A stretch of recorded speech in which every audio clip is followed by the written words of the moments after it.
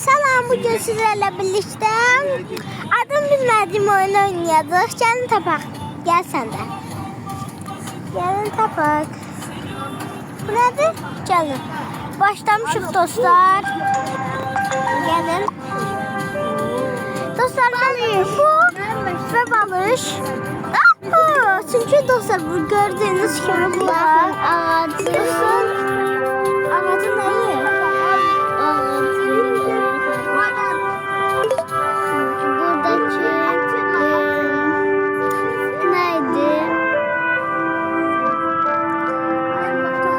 Birinde tuzlu birinde ayrıdır. Bakın burada kvadrat var. Burada kvadrat var.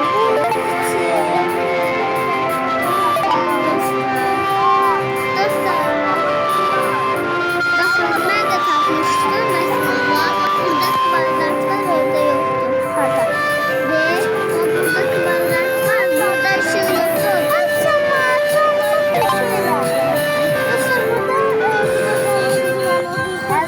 Ama neyse oyuna başlamışız. Resmen burada ışık var, orada ışık var. Böyle şeylere fikir verenler. Gelin görek başka ne var? Aslında neyle değil ışığı. Hansı? Işık başı. Hansı? Değil ışık. Burada ışık var, burada ışık yok. Ha burada station var. Ama kızım yok.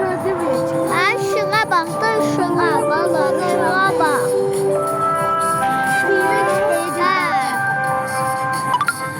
Ha dostlar.